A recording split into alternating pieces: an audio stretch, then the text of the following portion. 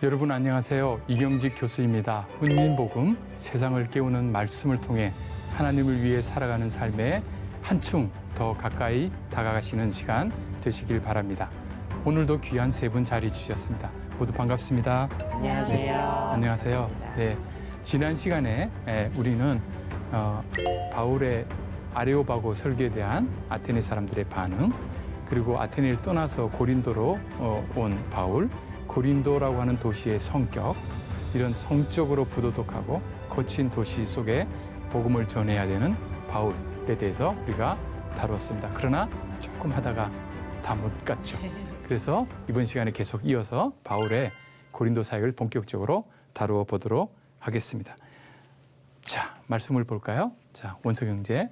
실라와 디모데가 마게도냐로부터 내려오매 바울이 하나님의 말씀에 붙잡혀 유대인들에게 예수는 그리스도라 밝히 증언하니. 네, 아멘.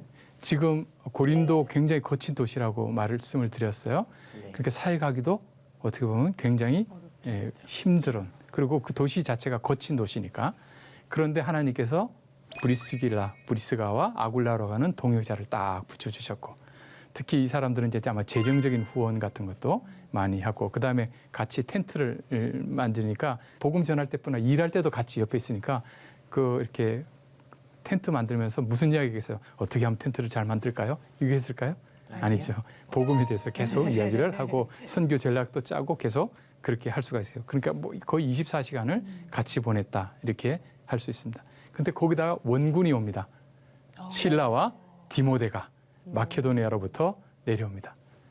야, 실라, 그렇죠? 이 안디옥 교회의 지도자였죠. 네. 디모데 새로 발굴한 선교지에서 얻은 제자, 동역자가 옵니다. 자, 이렇게 동역자들을 다 팀을 만들고 나니까 어떤 일이 발생했어요? 바울이 하나님의 말씀에 사로잡혔습니다. 사로잡혔다는 건 뭐죠? 내가 어떻게 할 수 없다는 거죠. 자기 의지와 상관없이. 그렇죠. 말씀에 사로잡힌 거죠. 요즘 친구들이 그런 얘기를 많이 하거든요. 네. 갑자기? 바울은 이미 하나님의 말씀에 사로잡힌 사람인데 왜 또 갑자기 이 말씀을 강조하는지 잘 이해가 되지 않는데요. 네. 그렇죠. 네. 우리는 항상 사로잡혀 있을 것 같죠.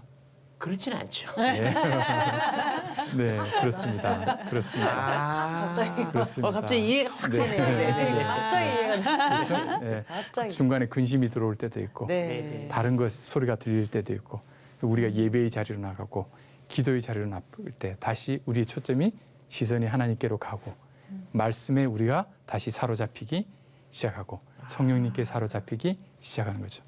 오늘날 많은 사람들은 말씀에 사로잡혀 있다기보다 스마트폰에 사로잡혀 있거나 돈에 사로잡혀 있거나, 그렇죠? 어떤 매력적인 대상에 사로잡혀 있거나 명예에 사로잡혀 있거나, 뭔가 우리는 사로잡힐 수밖에 없는 존재예요. 그러면 나를 사로잡는 거, 나의 빈 공간이 있다면 이 와서 채우고 사로잡히는 공간이 있을 수밖에 없는데 제대로 된 올바른 것에 사로잡혀야겠죠. 그렇죠. 마치 요즘 찬송자매가 90일 통독을 시작했다고 하는 건 말씀에 사로잡힌 거예요. 그러네요. 아멘. 그러네요. 그렇죠? 맞습니다. 사로잡히는 게 중요한 것 같아요. 스마트폰에 사로잡히면 부모들이 걱정하지만 아이가 공부에 사로잡히면 걱정 안 하잖아요. 너무 좋죠. 어차피 사로잡힐 거 제대로 된 거에 사로잡힐 뿐. 네. 바울은 말씀에 잡혔어요. 그랬더니 말씀에 잡히니까 어떤 메시지가 나오면 예수는 그리스도다. 예수는 그리스도다. 이게 복음의 핵심이에요. 가장 간단하게 말하면 예수는 그리스도다. 그리스도가 뭐죠? 메시아, 기름 부음 받은 자, 구원자, 하나님이신데 인간이 되셔서 우리를 위하여 모든 죄를 감당하셔서 우리를 죄와 사망에서 자유케 하신 분, 우리를 해방시켜 주신 분, 이분이 바로 누구라고요? 예수님. 왜 이 복음이 중요할까요? 다른 사람들은 하나님의 말씀에 사로잡히지 않고 우상에 사로잡혀 있고 전부 종으로, 노예로 사는 거죠. 우리는 어차피 종이에요. 우리가 혼자 자율적으로 독자적으로 살 수 없어요. 그러나 우리가 하나님의 종이면 크나큰 자유를 누려요. 이 세상의 모든 것의 종으로부터 벗어나요. 예수는 그리스도다. 이 복음이 분명하게 전파될 필요가 있었던 겁니다. 이 실라와 디모데가 왔을 때 바울이 큰 위로를 받았다는 것을 데살로니가전서 3장 6절에서 10절에 자세히 나와요. 디모데가 너희에게로부터 와서 너희 믿음과 사랑의 기쁜 소식을 우리에게 전해주었다. 그러니까 마케도니아로부터 데살로니가부터 와가지고 이곳에 와서 고린도에 있는 바울에게 선교지에 세웠던 그 교회가 든든히 잘 자라고 있다라는 소식을, 기쁜 소식을 누가요? 디모데가 전해줬죠. 그럼 힘이 날까요, 안 날까요? 나죠. 힘이 나죠. 여기서 전하자. 까짓것 이 거친 도시 괜찮아. 하나님의 말씀에 사로잡히면 눈에 안 보이는 거죠. 거친 도시가. 이게 바로 사역을 열심히 할 수 있는 힘을 얻었습니다. 그리고 고린도후서 11장 8절에서 9절에 보면 바울이 이 고린도 지역에 있는 동안 빌립보에 세웠던 교회 교인들이 재정 후원을 보내옵니다. 이제요? 네. 그래서 이 시기에 바로 바울은 텐트 안 만들고요. 올인. 네, 올인합니다. 우리는 바울 텐트 미션. 그래서 언제나 자비량 이렇게 생각하는데 아닙니다. 공식을 만드시면 안 됩니다. 기본적으로 올인입니다. 하나님의 섭리가 놀랍네요. 네. 딱 시험 받고 낙담될 때쯤 사람도 보내주시고 물질적 후원도 주시고 위로도 그렇죠. 주시고. 그렇죠. 예. 야. 엘리야가 막 실망하고 있을 때 그렇죠. 네. 남은 자들이 또 있다고. 너만 있는 게 아니라고 위로해 주시잖아요. 그렇죠. 그처럼 우리 눈에는 보이지 않지만 하나님께 동역자를 준비시켜 주시고 때로는 구체적으로 우리가 느끼도록 이렇게 합니다. 그래서 고린도후서 11장 9절에 마게도니아에서 온 형제들이 나의 부족한 것을 보충하였음이니라. 이렇게 됩니다. 걱정해야 될까 말아야 될까 사역할 때. 걱정이요. 네. 안 해도 될 것 같아요. 굉장히 그 서구의 선교사들은 합리적이기 때문에 재정 후원 이런 거 다 된 거 확보해가지고 그죠? 선교지 갈 때 몇 년치 선교비, 약정 이런 거 다 보장해서 가잖아요. 네. 근데 한국 선교사님들의 특징은 요즘 모르겠지만 가슴이 뜨거워서 일단 가고 봐요. 일단 떠나요. 일단 가요. 그래서 여러 가지 문제점도 있지만 제가 그 미국의 그 그리스도인들한테 들었더니 한국 선교사들이 큰 역할을 한다는 거예요. 어디 가서 개척하고 뭔가를 할 때는 한국 선교사들이 최고라는 거예요. 근데 세워진 데 이렇게 다듬고 운영하는 데는 미국 선교사가 가야 되고 새로 뚫고 들어가는 데는 한국 선교사만 하는 분들이 없다는 거예요. 그냥 간다는 거예요. 그럼 겉으로 보면 실패하는 것 같지만 그 시행착오를 통해서 또 배우게 되고 또 어떤 일들이 사역이 놀랍게 일어난다 하는 것을 알 수 있습니다. 그렇다고 오늘 비행기표 끊어서 바로 가는 건 아니지만 선교사 훈련도 해야 되고 뭐 해야 되지만 너무 거기에 매일 필요는 없겠다. 특히 재정 문제에 대해서는 걱정하지 않아도 좋겠다. 왜냐하면 재정 다 확보해도 가서 끊길 수도 있고요. 그걸 모르는 거거든요. 그러니까 일단 비행기표하고 이렇게 어느 정도 돼 있으면 일단 가는 거죠. 그럼 하나님께서 또 홍해 가운데로 들어가면 계속 그 길을 열어서 건널 수 있게 해주시는 것처럼 첫 걸음을 내디디는 게 중요합니다. 하나님을 신뢰하고 그것이 하나님의 말씀에 붙잡히면 한 걸음 내디딜 필요가 있다 하는 것입니다. 자, 그 다음 말씀 볼까요? 장혜원 아나운서께서 그들이 대적하여 비방하거늘 바울이 옷을 털면서 이르되 너희 피가 너희 머리로 돌아갈 것이요 나는 깨끗하니라 이후에는 이방인에게로 가리라 하고 네. 아멘. 고린도가 만만한 곳이 아니었습니다. 대적했어. 예수는 그리스도라고 담대하게 전했는데 대적, 비방. 저쪽에서는 아테네에서는 그래도 좀 다시 듣자는 사람도 있었잖아요. 네. 여기는 더 나쁜 반응이 일어나는 거예요. 바울이 오죽하면 옷을 털었어요. 터는 게 뭘까요? 먼지까지도 터는 거죠. 예수님께서 제자들을 선교 파송하셨을 때 네. 받아들이지 않으면 먼지까지 털고 나오라고. 시키신 대로 했네요. 그러니까 그 집에 있는 거 하나라도 내가 신세 안 진다. 관계를 끊겠다. 완전히. 라는 겁니다. 복음이 왔을 때 복음을 받아들였는데 거부하는 자들에게는 선물을 거부한 것이기 때문에 탁 털고 나오는 거예요. 그리고 뭐라고요? 너희 피가 너희 머리로 돌아갈 것이요 나는 깨끗하니라. 이게 뭐죠? 빌라도하고 손 씻으면서 나는 무지하고 너희 예수님 죽이자고 한 거 유대인 너희들에게 돌아간다라고 한 것처럼 나는 복음 전했어. 전하는 명령에 따라서 전했어. 나는 책임을 다했어. 나중에 복음 안 들었다고 날 비난하지 마. 받아들이지 않은 것은 당신들 책임이야. 나는 이 부분에서 무지합니다. 라고 밝히는 겁니다. 근데 이거를 보면은 조금 좀 매정하다 이렇게 느낄 수 있을 것 같아요. 저도 네. 지금 좀 궁금해요, 네. 교수님. 우리가 누구한테 복음 전했을 때 한 번에 딱 거부한다고 네. 하나 그게 멈추는 게 아니라 계속 그렇죠. 인내심을 갖고 끈질기게 해야 그렇죠. 되는데 네. 지금은 어떤 판단으로 이렇게 했을까? 그렇죠. 두 분의 생각과 제 생각은 좀 다릅니다. 네. 바울이 이렇게 나오니까 제가 유대인 입장에서 뭐지? 이거 내가 실수한 것 같은데? 네. 저기 잠깐만요. 이렇게 될 것 같은데요? 네, 좋은 지적이에요. 그러니까 우리가 복음이 굉장히 귀한데 복음을 우리는 안타까우니까 자꾸 이렇게 하다 보면 값싼 줄 알고 생각할 수 있잖아요. 오히려. 그렇죠? 예. 그 성경에 보면 진주를 돼지한테 던져줬는데 돼지가 그거 안 받으면 귀한 줄 모르면 의미가 없잖아요. 그럼 진주를 착용한 사람이 그 귀함을 알고 착용하는 사람에게 가야 된다라는 말씀이 있잖아요. 그래서 여기서 그 유명한 첫째로는 유대인에게 복음이 가지만 그들이 받아들이지 않으면 이방인에게로 넘어간다라는 원칙이 적용되는 겁니다. 그래서 이후에는 내가 이방인에게 가겠다. 너희들이 그렇게 무시하는 이방인에게 복음을 전하러 가니까 나중에 후회하지 마. 책임 묻지 마. 왜 안 전했냐 이렇게 하는 거예요. 여기서 우리가 얻을 수 있는 교훈은 우리가 복음을 전해야 됩니다. 근데 전할 때 상대방의 반응에 따라서 무너지거나 너무 연연해하지는 말라는 것. 구약에서는 때로는 복음을 전할 때 회개하라는 메시지를 전할 때 유대인들이 회개하지 않을 걸 주님이 아시면서도 가서 전하라. 듣든지 아니 듣든지 너는 전하라. 너의 역할은 거기까지. 그러니까 복음 전파자로서 책임을 다하면 됩니다. 그러니까 전도하기가 쉬울까요, 어려울까요? 쉽지 않아요. 쉽죠. 그렇게 생각하면 좀 그렇게 쉬워지죠. 쉽죠. 예. 내가 자꾸 결과를 만들어내려고 하니까 다치기도 하고 힘들기도 하고 주저앉기도 하는데 그냥 전하는 거예요. 그래서 제가 맨날 그렇게 안 쉬었나 보군요. 네, 꼭 결과를 내야 된다고 네, 생각하죠. 뭔가 성과를 자꾸 조금이라도 내야 될 것 같은 마음이. 씨를 뿌리는 자가 있고요, 거두는 자가 있습니다. 씨를 뿌렸는데 당장에 열매가 안 나면 또 씨를 뿌리러 다른 곳을 가야 됩니다. 이방인에게로 지금 가고 있습니다. 아시겠죠? 네. 이 복음 전파 때 우리는 그 사람이 회심할 때 그 한 사람만 붙잡고 막 이렇게 하는 경향이 있는데 그게 아니에요.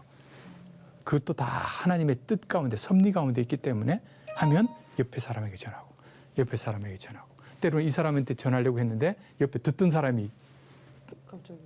회심하고 그 아테네에서 디오누시오 같이 옆에 관리하던 사람이 도리어 믿는 일도 발생하고 모르는 거거든요. 그러니까 우리는 그냥 오직 전하는 말씀에 순종하여 전하기만 합니다. 아시아 지역으로 선교로 가려는데도 막으신 적도 있잖아요. 그렇죠? 네. 그러니까 막으시면 이쪽에 또 막으시면 이쪽에 이 사람이 전했는데 받아들이지 않으면 이 사람에게 전하고 또 이 사람에게 왜냐하면 우리에게 복음 전할 시간은 제한되어 있잖아요. 네. 자, 그 다음으로 갑니다. 찬송자매. 거기서 옮겨 하나님을 경외하는 디도 유스도라 하는 사람의 집에 들어가니 그 집은 회당 옆이라. 또 회당장 그리스보가 온 지방과 더불어 주를 믿으며 수많은 고린도 사람도 듣고 믿어 세례를 받더라. 네. 아멘. 네. 앞에 그냥 튕겼잖아요. 네. 네, 네. 근데 유대인은 완전히 포기한 건 아니라는 것을 알 수 있어요. 어딜 갔냐면 하나님을 경외하는 하나님을 그러니까 이 회당에 두 종류의 사람이 있었죠. 유대인과 하나님을 경외하는 이방인. 회당에는 오지만 유대인은 아닌 유대인의 율법을 따르지 않는 그 사람. 그러니까 단계별로 가는 거죠. 유대인, 하나님을 경외하는 이방인, 그냥 오리지널 이방인 이렇게 이제 가는 거죠. 여기로 온 거예요. 이게 사람이 디도 유스도라고 하는 사람. 이 사람의 집에 들어갔습니다. 복음을 전파할 때 이렇게 할 때 보면 그 머물 데가 없잖아요. 네. 그러니까 꼭 어느 집에 가서 문을 두드리게 돼 있어요. 그 집이 받아들이면 그 지역에서 사역하는 거기가 거점이 됩니다. 그게 그때 문화인가요, 교수님? 예. 그냥 이렇게 두드려요. 예. 그래서 받아주면 거기서 이제 거할 수 네. 있는 거예요. 오. 지금도 중동 지방에 이렇게 가면 이렇게 베두인족이나 이런데 지나가다가 오늘 하루 못 가겠습니다. 뭐 들어오세요 하고 숙소하고 다 주잖아요. 그 하스피텔리티, 환대라고 하는 문화가 있죠. 그 하스피탈 병원이 거기서 나왔죠. 네. 그러니까 우리도 예전에 그랬어요. 우리 사랑방인가 밖에 방이 하나 있었어요. 그 지나가는 과객이 해저물면 꼭 그 옛날 이야기 나오잖아요. 어디 집 문을 두드리게 돼 있잖아요. 그럼 네네. 어서 오거라 이러면 이제 어서 오너라 이렇게 하면 이제 들어가잖아요. 그러면 아예 게스트 하우스라고 사랑방이 있어요. 거기에 네. 거기에 묵게 되어 있어요. 밥 다 주고 무료로. 전설의 고향에 많이 나오죠. 그렇죠. 지나가던 과객이 온데 하루 네. 묵어갈 수 있겠습니까? 네. 그리고 과객이 하루만 머문 게 아니라 1년을 머물 때도 있어요. 되게 오래 뭐. 유명한 대감집 이런 데는 그 아예 게스트하우스가 넓어서 거기서 그러면 이제 사랑방에 이제 주인이 나와서 대화도 하고 그렇죠. 그 뭐 이렇게 지나가는 뭐 정치 이야기도 하고 문학 이야기도 하면서 거기서 많이 배우는 서로 교류하는 낭만적이네요. 김삿갓이 어디서 나왔겠습니까? 다 그렇게 해서 숙식을 해결하고 다니는 네네. 예, 그런 그 문화가 있었던 거예요. 오늘날은 딱 비밀번호하고 못 들어오게 하지만 예전에는 그래서 우리나라 초기에도 전도하기가 쉬웠어요. 똑똑한 문 열어주고 들어가서 뭐 이야기합시다 했는데 요즘은 아파트 경비가 아예 못 들어가게 해서 네. 복음을 전하기 어렵잖아요. 예전에는 쉬웠어요. 그래서 들어갔어요. 근데 하필이면 그 집이 회당 바로 옆집이에요. 회당은 누가 모여요? 유대인들 모이고 이 사람이 얼마나 회당 중심적으로 살았는지 알겠죠? 이 사람이 받아들인 게 복음. 그랬더니 회당장 그리스보라고 하는 사람이 예수님을 믿어요. 이 유대인 회당을 관리하는 사람. 유대인이겠네요. 예, 다 버린 게 아니죠. 듣지 않는 사람에게 이렇게 하지만 듣는 사람은 근데 온 지방과 더불어 믿었어요. 회당장이. 거기다가 수많은 고린도 사람들도 믿고 세례를 받았어요. 어떻게 다 거물급들만 이렇게 예, 다 이렇게 사용하셔서 일을 하는 그렇죠. 고물급도 사용하세요. 그런가요? 그런데 아까는 굉장히 반대가 있었잖아요. 네. 그렇죠. 네. 반대에다가 강경한 태도를 보였죠. 그렇죠. 나는 전환 책임 다 했어. 이렇게 하고 그 다음에 옮겨갔는데 하나님께서는 준비를 시켜놓고 계셨던 거죠. 회당장까지 믿었으니까 이 회당이 얼마나 자, 이 회당장 그리스보는 어떤 일이 발생했을까요? 아웃됐겠다. 아웃된 거죠. 그죠? 아웃됐어. 회당장 자리에서. 아웃됐습니다. 어머, 쫓겨났겠다. 어머나. 엄청난. 자, 이 회당장은 큰 역할을 하는 아주 그 핵심 인물이에요. 네네네. 그리고 그 재정적으로도 여러 가지 면에서 예수님 때문에 포기해야 될 게 너무 많았던 겁니다. 대단한 사람이군요. 그럼 자기만 믿어도 되잖아요. 온 지방과 다. 그러면 회당장 해직입니다. 새로운 어떤 문화권에 갔을 때 선교를 할 때 복음을 받아들여서 자기의 일가 친척 다 잃어버리고 모든 삶의 터전을 다 빼앗기는 사람들이 있습니다. 그런데 그런 사람들이 바로 그 문화권에서 복음이 전파되는 전초기지 역할을 합니다. 아브라함과 같은 사람이죠. 하나님 그런 사람을 들어 쓰시는 것이죠. 쉽지 않은 결정. 그렇죠. 그러나 밭에 감추인 보화를 발견한 거죠. 그렇다면 내가 가진 걸 다 팔아서라도 밭에 감추인 보화를 얻기 위해서 올 수 있는 이것이 얼마나 귀한지를 알기 때문에 예수님은 그리스도시다. 주님이시다. 그랬더니 수많은 고린도 사람도 믿게 된 겁니다. 고린도 사람들이 딱 보는 거죠. 유대인, 회당 얼마나 중심적인 역할하고 유대인들은 그때도 잘 사는데 거기에 핵심 인물이 예수님을 믿은 거예요. 있구나. 그렇게 반대하던 사람들, 그 거친 도시에서 수많은 회심자가 나왔습니다. 어떤 사람이 이걸 아테네하고 비교해서 아테네는 몇 사람? 여기는 수많으니까 고린도에서는 성공, 여기서는 실패 이런데 둘 다 성공해요. 많은 사람이 믿고 세례를 받게 됐습니다. 한번 생각해 보십시오. 고린도에 처음에 발길을 디뎠을 때 고린도는 굉장히 거친 도시였고요. 성적으로 문란했고요. 돈이 많아서 하나님이 필요 없다고 느끼는 사람들. 모든 게 풍족하고 차고 넘친다고 생각했던 사람들. 그 사람들한테 복음을 과연 전하는 것이 효과적일까? 먹혀들까? 이런 고민들이 생겼을 수도 있죠. 그러나 하나님의 말씀에 사로잡히니까 말씀을 그냥 듣든지 안 듣든지 전하고 듣지 않는 사람에게는 우리한테 책임 없어, 나한테 책임 없어라고 막 담대하게 말할 수 있는 그런 담대함. 그만큼 복음이 귀하다는 자신감. 그럴 때 하나님께서 바울을 통해서 수많은 고린도 사람들이 주님 앞으로 돌아오도록 한 것입니다. 그래서 이 그리스보는 바울이 고린도에서 개인적으로 세례를 준 몇 안 되는 사람 중에 합니다. 와. 부럽죠? 네. 부러워하실 필요 없습니다. 네. 부목사님이 주신 세례나 담임 목사님이 주신 세례나 바울이 준 세례나 동일하게 하나님이 주시는 세례입니다. 아멘. 예. 정말 인간적으로 볼 때는 예상치 못한 수확을 거뒀어요. 사역을 할 때 우리가 꼭 주의할 점, 쉽게 인간적인 판단을 하지 말라. 지금 내 눈에 보이는 상황만 가지고 판단하지 말라. 말씀을 전하라고 명령하시는 하나님 말씀에 순종하는 것이 중요하다 하는 것을 알 수 있습니다. 자, 그 다음일까요? 밤에 주께서 환상 가운데 바울에게 말씀하시되 두려워하지 말며 침묵하지 말고 말하라.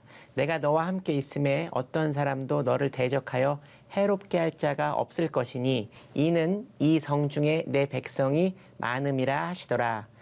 1년 6개월을 머물며 그들 가운데서 하나님의 말씀을 가르치니라. 아멘. 아멘. 네. 아멘. 밤에 주님께서 네. 환상 가운데 바울을 만나 주십니다. 뭐라고 말씀하시면 두려워하지 말고 침묵하지 말고 말하라. 말하라. 말을 못하는 것은 두려워하기 때문에 두려워하지 말라라고 말씀하시는 것은 바울이 지금 뭐 하고 있다는 얘기예요? 두려워. 세상에 분명히 낮에 많은 사람들이 믿었잖아요. 네. 그러면 그날 밤에 자면서 하나님 감사합니다. 내일도 힘있게 이래야 될 텐데 밤에 뭐 하고 있었던 거예요? 두려워하고 있었어요. 얼마나 인간적이에요, 교수님, 바울이. 그래요. 얼마나 인간적이에요. 마음에 유한이 되네요. 힘이 나죠? 네. 바울도 그랬구나. 그럼요. 모두가 그래요. 예, 모두가. 심지어는 예수님조차도 겟세마네에서 할 수 있다면 이 잔을 나에게서 말씀하셨죠. 그래서 우리에게 위로가 되는 거예요. 두려워하지 말라. 이렇게 말씀하셨어요. 사역을 하면요. 계속 잘 돼도 두려워요. 맞아요. 너무하다. 어떡해. 잘 돼도 두려워요. 계속 잘 될까? 하는 두려움이 있어요. 그래서 인기 절정에 있는 연예인이 항상 공황장애에 걸리기도 해요. 잠을 못 자죠. 예. 이게 유지가 될 수 있을까? 그렇죠? 그런 두려움이 있습니다. 두려워하지 말라고 주님께서 밤에 오셔서 말씀하세요. 두려워하면 어떤 일이 발생하면 침묵하게 돼요. 하나님 말씀을 전하는 일을 중단하게 돼요. 왜요? 반대도 있으니까 계속. 그런데 두려워하지 않으면 말을 할 수가 있게 돼요. 왜 그러냐면 이유를 말하는데 내가 너와 함께 있다. 아멘. 누가요? 주님께서. 아멘. 지금 바울이 전하는 복음의 핵심 뭐냐? 예수는 그리스도입니다. 예수님이 주님이십니다. 모든 생사의 여탈권 주님이 갖고 계십니다. 모든 환경 주님이 간섭하십니다. 모든 상황 주님께서 만들어 가십니다. 모든 상황에도 주님께서 우리를 안전히 지키십니다. 인도하십니다. 이게 핵심이잖아요. 그렇게 전하면서 두려워하고 있는 거예요. 그때 새로운 이야기가 아니라 이미 내가 알고 있고 이미 내가 입을 열어서 전하고 있는 그 복음을 다시 한번 내 마음속에 각인시킬 필요가 있는 거예요. 주님께서 오셔서 말씀하실 거예요. 내가 너와 함께 있잖아. 그래서 우리가 하나님을 향하여 주님을 향하여 시선을 고정시킬 때 세상의 두려움이 없어지게 되는 겁니다. 스폴전 목사님은 이 약속, 말하라는 이 약속은 세 가지를 강조했다고 하는데요. 예수님의 임재, 예수님이 함께 하신다. 예수님이 승천하셨죠.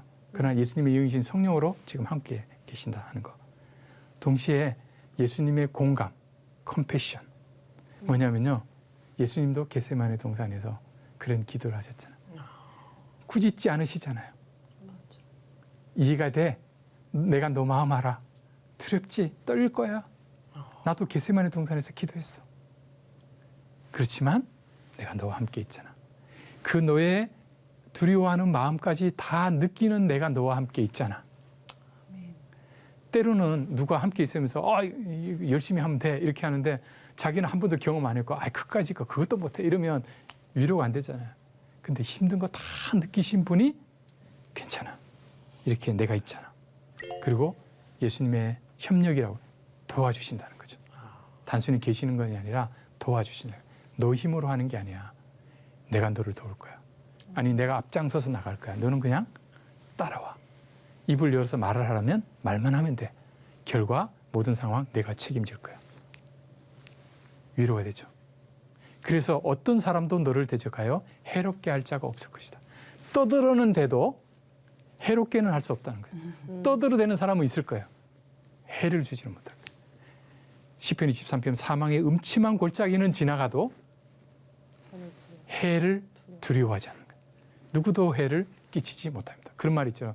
지져라 기차는 간다. 그렇죠. 시끄럽게는 계속 할 거예요. 그러나 아무 영향을 못 주는 거예요. 왜요? 주님이 나와 함께 하시기 때문이다. 그리고 하나 플러스 알파 더 위로를 주세요. 이 성 가운데 내 백성이 많지 않니?